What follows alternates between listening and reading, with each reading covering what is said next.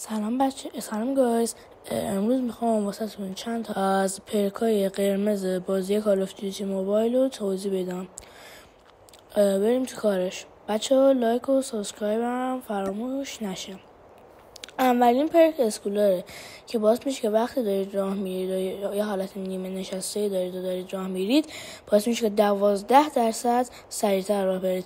این پرک معمولا واسه اسنایپر خوبه و واسه رایفل هم میشه استفاده کرد، مخصوص کمپراست. بچه ها بهتر که بریم پرک بعدی فلک جکته.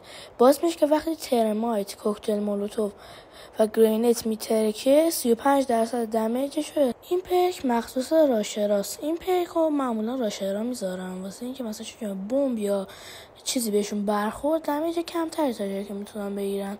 واسه کمپرها هم مناسبه.